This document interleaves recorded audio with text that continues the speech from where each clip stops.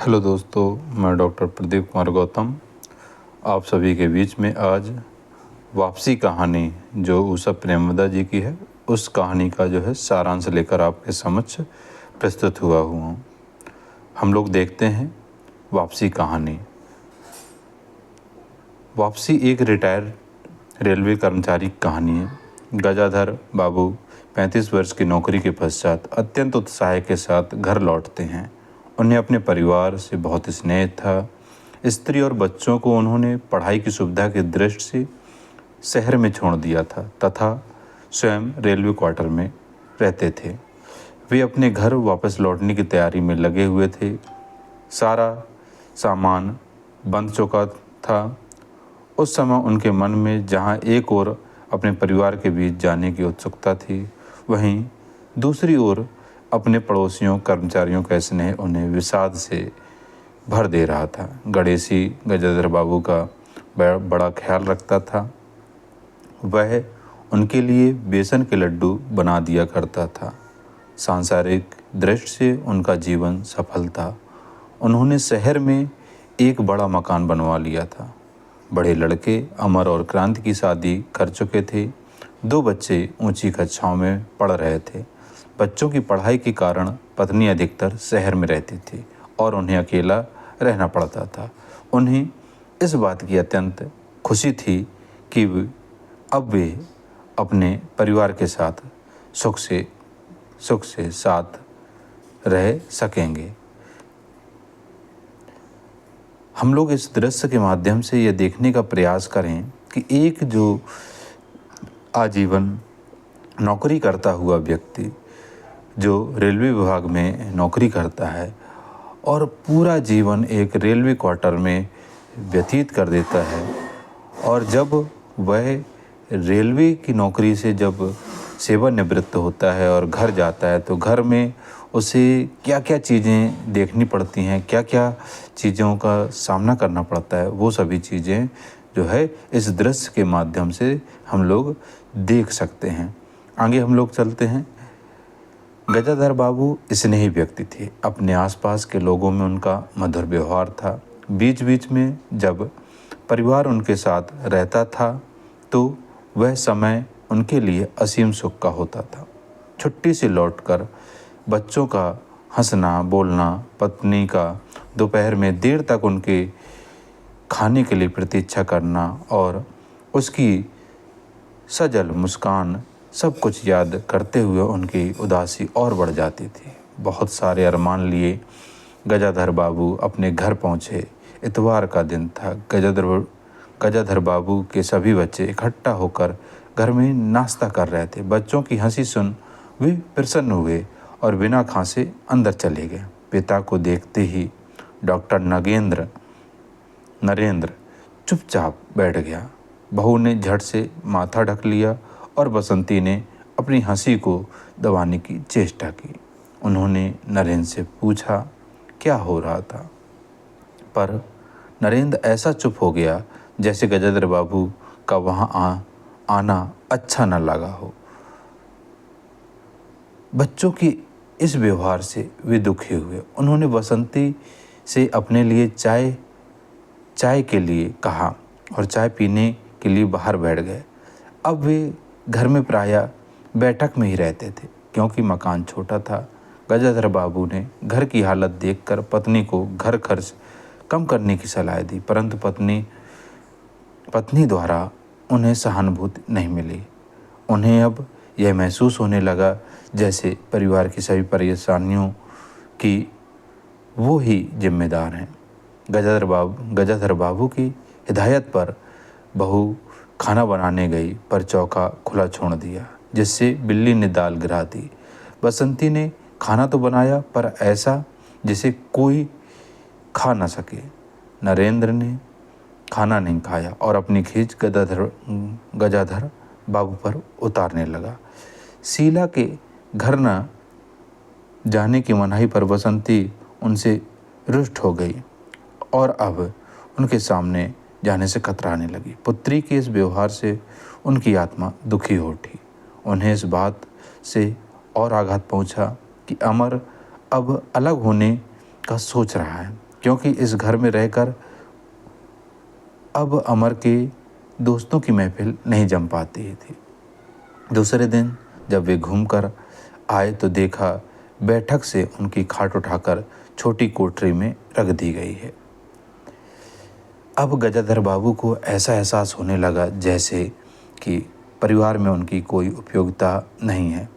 इस घटना के बाद वे चुपचाप रहने लगे, किंतु किसी ने उनकी चुप्पी का कारण नहीं पूछा। उन्हें अब अपनी पत्नी के व्यवहार में स्वार्थपरता की बू आने लगी। उन्हें अब परिवार के हितार्थ किसी कार्य के लिए उत्साह न रहा। इसी बीच गजाधर बाबू ने एक दिन अपने घरेलू नौकर को काम से हटा दिया। इसे सुन नरेंद्र आग बबूला हो गया। यह सब देखकर उनका मन विचलित हो उठा और उन्होंने मन ही मन तय किया कि अब उन्हें यहाँ नहीं रहना है। अवकाश प्राप्त के बाद रामजी मिल वालों ने उन्हें अपनी चीनी की मिल में नौकरी का प्रस्ताव दिया था, लेकिन उन्होंने परिवार के साथ रहने की कल्पना के कारण स्वीकार नहीं किया था। अब उन्होंने उसके लिए रजाबंदी भेज दी।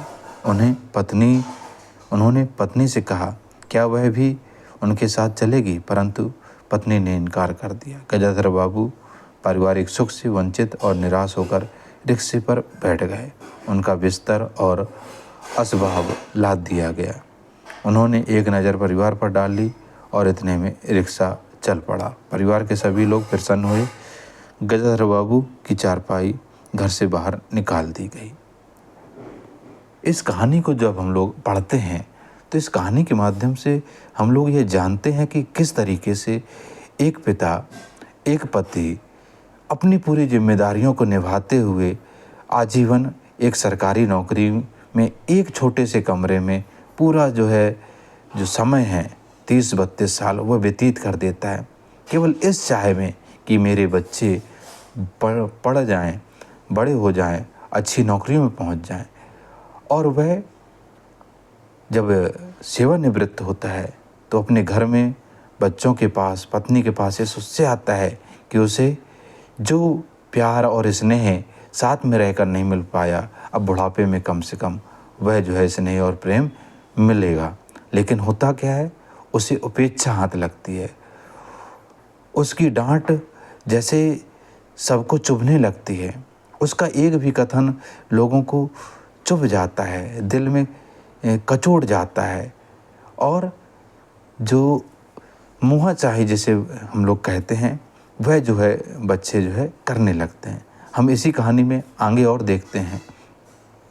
मुख्य पात्र, कहानी में सर्वाधिक महत्वपूर्ण चरित्र गजाधर बाबू का ही है। प्रारंभ में ही वह एक सहृदय एवं स्नेही व्यक्ति के रूप में हमारे सामने आते हैं।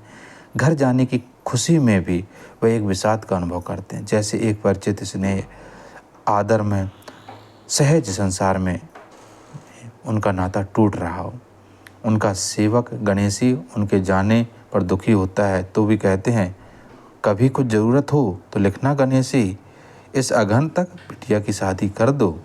मतलब क्या है, उससे जो गजाधर बाबू हैं उन्हें अपने नौकर है, चूँकि उन्हें सरकारी क्वार्टर मिला था और नौकर भी मिला था, जो उनके लिए हमेशा टाइम टू टाइम चाय, खाना, नाश्ता सभी चीज़ें बनाता था।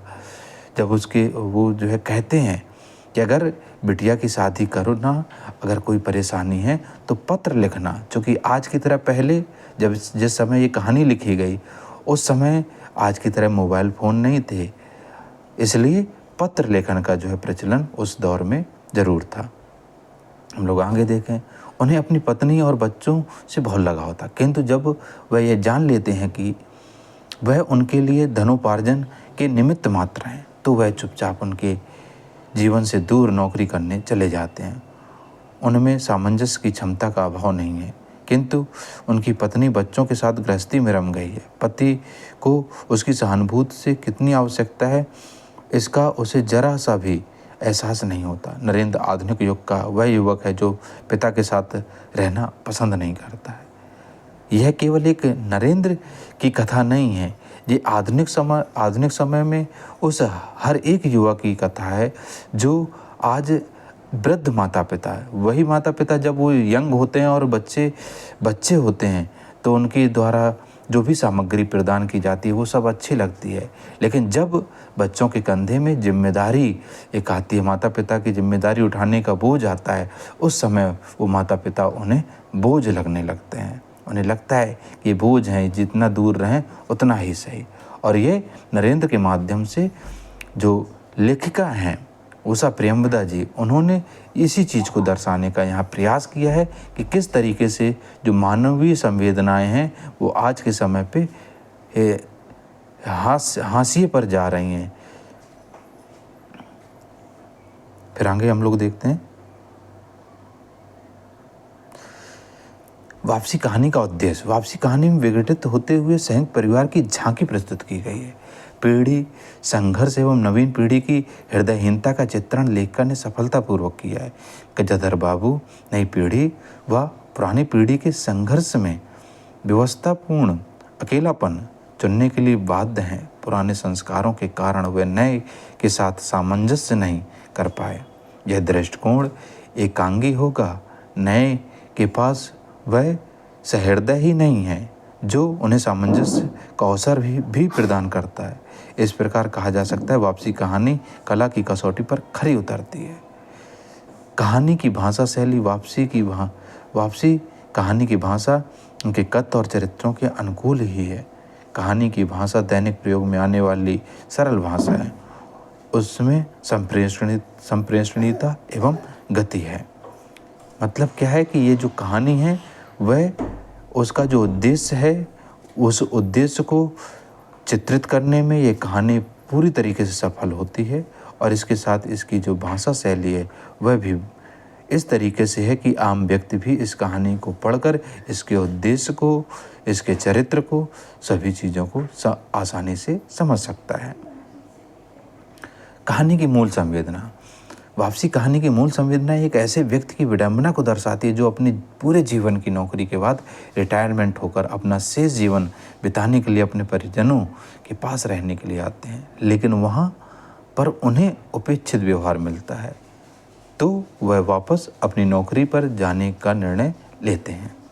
कहानी में गजाधर बाबू एक निम्न मध्यवर्गीय समाज के नौकरी पेशा व्यक्ति थे जिन्होंने अपने घर परिवार से दूर रहकर 35 साल इसी आशा में अकेले गुजार दिए कि सेवानिवृत्त के बाद वह अपने परिवार के साथ सुखी एवं संतोषी जीवन बिताएंगे।